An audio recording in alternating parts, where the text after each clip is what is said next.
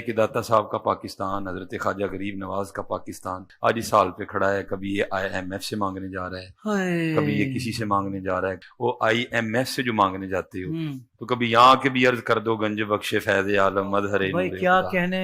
خدا تمہیں ہدایت دے، تمہاری عقل پہ پتھر پڑ گئے. یہ حضور نبی علیہ السلام کا فیض ہے. ادھر سے نہیں خزانے ختم ہو گئے. انما انا قاسم اللہ یوتی، یہ نہیں ختم ہوگا. کہنے والے بھی سلطان الہند ہیں. یہ نہیں کہ زید نے کہہ دیا، بکر نے کہہ دیا. دیکھو تجھے کہنے والے کون ہیں؟ گنج بخش فیض عالم مظہر نور خدا نا کی سارا پیر کامل. داتا حضور کشف المحجوب میں لکھتے ہیں یہ فکرے ان کی زبان سے تب ادا ہوئے جب اس درخت کے نیچے تھے جس کے اوپر میں چڑھا ہوا تھا. آپ فرماتے خدا کی عزت و عظمت کی قسم، پورا درخت، اس کی ٹہنیاں، اس کا تنا، اس کی جڑیں بھی سونے کی ہو گئی. سارا ہی سونے کا ہو گیا. اب وہ جو ہے نا وہ مٹی اٹھانے کے لیے نیچے ہوا تو نیچے دیکھا تو زمین سونے کی. زمین سونے کی ہے. یہ کیا ہوا؟ دائیں دیکھا تو سونا، بائیں دیکھا تو سونا، آگے دیکھا تو سونا، پیچھے دیکھا تو سونا. اب بابا جی نے کام کیا تھا، کیوں نہیں مٹی دیا ٹیما پھڑان ڈیا. اور کہتا ہے حضور کہاں سے پکڑاؤں، مٹی ہے ہی نہیں، جہاں تک نظر جاتی سونا ہی سونا ہے. بابا جی ایک سوال ہے بابا جی، اگر آپ ہوا میں سونا نکال سکتے ہیں بابا جی تو دیش کی غریبی کیوں نہیں مٹا دیتے بابا؟ جواب بابا جی، جب آپ خود سونا نکال سکتے ہو تو ہم لوگوں سے چندہ کیوں لیتے ہو بابا جی؟ جواب ہریو ہریو ہریو. یہ رانگ نمبر ہے. آپ سے تو یہ کہہ رہے ہیں جناب کہ جی IMF سے کیوں قرضے مانگ رہے ہو، اور خود تمہارے سارے بزرگ مرے ہوئے اور زندہ چندے عوام غریب سے مانگتے ہیں. اس وقت نہیں شرم آتی؟ عام بندے بیمار ہوتے ہیں ان کو درباروں میں لے کے جاتے ہو، اور درباروں میں بیٹھے ہوئے بیمار ہوتے ہیں تو انہیں آغا خان اور شفا انٹرنیشنل لے کے جاتے ہو. اس وقت لے جایا کرو نا وہاں پہ اور کہا کرو گنج بخش فیض عالم مظہر نور خدا. آج تک سنیا جے کڈے سیانے جے تو ہنو کہانی پیچھے لایا نے آپ انہوں نے پتہ بھی کیا ہوتا ہے، کچھ بھی نہیں ہوتا. حکمران تو آپ کی نظر میں فاسق ہیں، فاجر ہیں، مجرم ہیں. آپ تو نیک روحیں ہیں نا، ساری نیک روحیں پاکستان کی اکٹھی ہو کے جائیں درباروں پہ اور جا کے ان سے ریکویسٹ کریں کہ جی ہمارا یہ IMF کا قرضہ اتار دیں، ہماری بجلی پوری کر دیں. 1965 تک تو آپ راوی کے پل پہ آ کے بم پکڑتے تھے. آپ کے دربار پہ بم ٹھوک کے چلا گیا ایک بندہ، وہ آپ سے نہیں پکڑا گیا. ہو سکتا ہے ان دنوں میں آپ کسی وزٹ کے اوپر ہوں تو مہربانی کریں اب تو اس ملک کے اوپر کوئی نظر کرم فرمائے. پوری دنیا میں بابوں کے جتنے واقعات ہیں نا جو مصباحی صاحب بھی سناتے ہیں، یہ کتاب 800 سال پہلے فرید الدین عطار نے لکھی ہے، جس کو منگولوں نے قتل کیا تھا. میں بھی منگولوں کی اولاد ہوں ہاں، لیکن اس ٹائم وہ کافر تھے، اللہ نے ان کو مسلط کیا مسلمانوں پہ. اب اسلام کی دولت سے سرفراز کر کے مجھے مسلط کر دیا ان کے اوپر. ہاں تو خود یہ نگاہیں مارتے رہے، اور جب منگول آئے تو منگولوں نے نگاہ نہیں ماری، تلوار مار کے وٹ چڑے سارے ہی. ہاں انہوں نے نگاہ ہوتے ہی رہ گئی ہیں. تو فرید الدین عطار نے تذکرۃ الاولیاء میں بازید بستامی کے بارے میں لکھا ہے کہ لوگ ان کے اوپر خام خواہ الزام لگاتے ہیں، ان کے منہ سے تو اللہ بولتا تھا. اگر انہوں نے یہ کہہ دیا کہ قیامت کے دن محمد اور تمام نبی میرے جھنڈے کے نیچے ہوں گے تو اسے کیا فرق پڑتا ہے، وہ تو اللہ ان کے منہ سے بول رہا تھا. جی سورہ توبہ پڑھے. سب سے کرٹیکل جنگ نبی علیہ السلام کی مبارک زندگی کی غزوہ تبوک، 1.5 لاکھ کی فوج لے کر کیسر روم عرب کے بارڈر پہ آ گیا، دنیا کی سب سے بڑی سپر پاور، اور نبی علیہ السلام کے پاس صرف 30,000 جانثار صحابہ ہیں جن کے پاس سامان بھی پورا نہیں ہے، اور مخالفت میں 1.5 لاکھ کا لشکر. باقی صحابہ جا نہیں سکتے ساتھ. سورہ توبہ آیت نمبر 92 میں اللہ تعالیٰ فرماتا ہے کہ اے نبی علیہ السلام تمہارے پاس لوگ حاضر ہوتے ہیں کہ ہمارے لیے کوئی سواری کا بندوبست کر دیں، ہم بھی آپ کے ساتھ جائیں جہاد کے لیے. تو تم ان سے فرماتے ہو کہ میں کوئی ایسی چیز نہیں پاتا کہ جس کے ذریعے میں تمہاری مدد کر سکوں، تمہارے لیے سواری اور جانے کا ساز و سامان ارینج کر سکوں. تو تم دیکھتے ہو کہ یہ تم سے اس حال میں پلٹتے ہیں کہ ان کی آنکھیں آنسوؤں سے تر ہوتی ہیں اس غم کے سبب کہ وہ اپنے نبی کے ساتھ مل کر اللہ کی راہ میں جہاد نہیں کر سک رہے.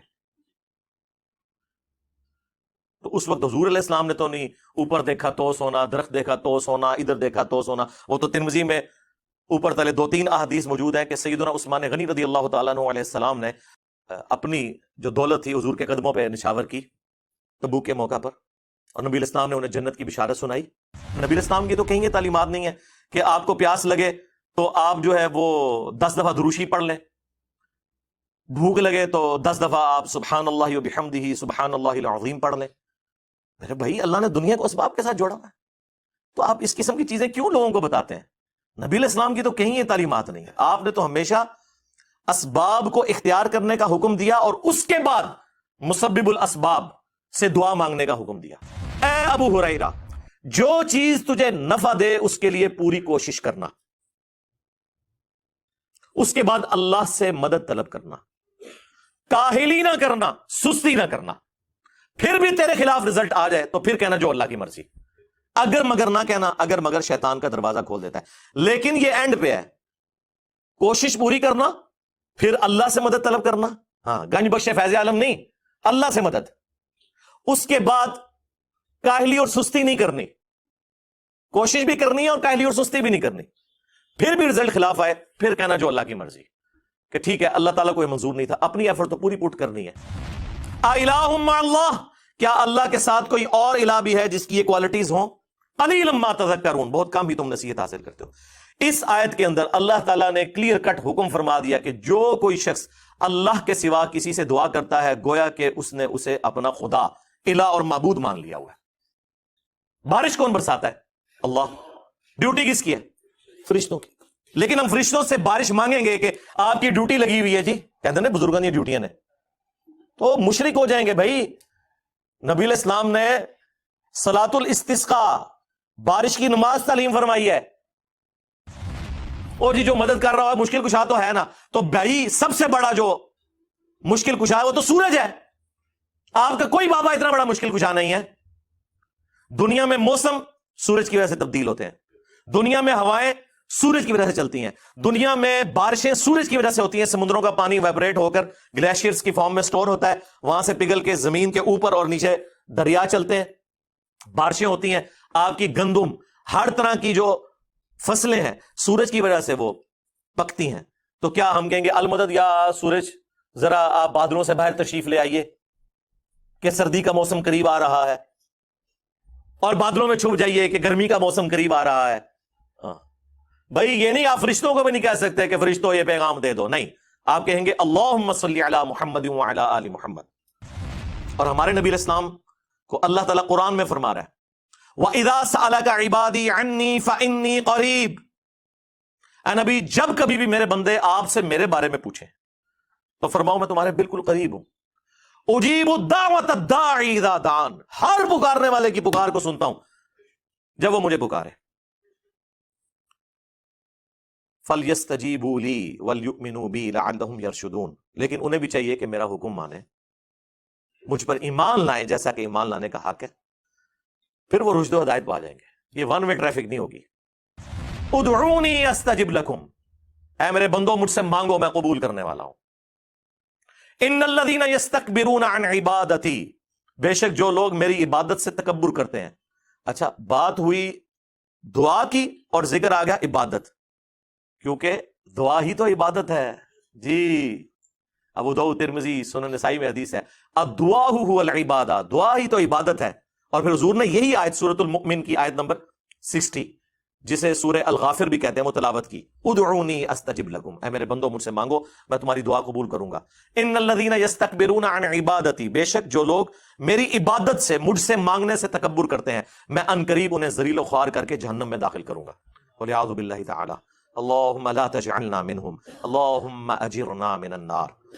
ہمارا رب وہ ہے کہ اس سے نہ مانگا جائے تو وہ ناراض ہوتا ہے. دنیا کے بادشاہوں سے آپ مانگیں تو وہ ناراض ہوتے ہیں, اور ہمارا رب وہ ہے کہ اس سے نہ مانگا جائے تو وہ ناراض ہوتا ہے. اور یہ آپ کو بابوں کے پیچھے لگا رہے ہیں بجائے قرآن کی تعلیمات پر عمل کرنے کے. یہ اسماء اعظم ہے, حسبنا اللہ ونعم الوکیل, یا حی یا قیوم برحمتک استغیث, لا الہ الا انت سبحانک انی کنت من الظالمین, اور لا حول ولا قوت الا باللہ. یہ ہیں اسماء اعظم جن کے ذریعے آپ نے اللہ کی طرف متوجہ ہونا ہے.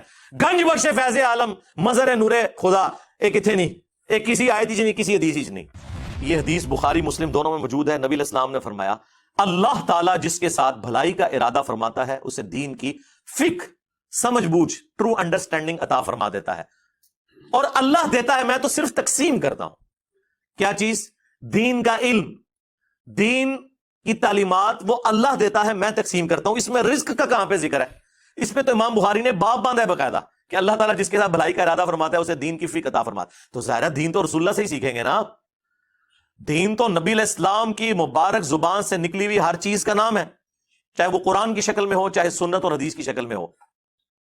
اس میں تکوینی امور کہاں سے آ گئے؟ وہ آپ نے کہاں سے داخل کر دیے؟ لٹریچر میں کوئی خرابی اس جملے کے اندر نہیں ہے کہ جو اللہ اور اس کے رسول کی اطاعت کرے کامیاب ہو گیا، جو ان دونوں کی نافرمانی کرے وہ بہک گیا۔ لیکن نبی علیہ السلام کو اتنا غصہ آیا یہ بات سن کے، آپ نے فرمایا بئس الخطیب انت، کتنا برا خطیب ہے تو،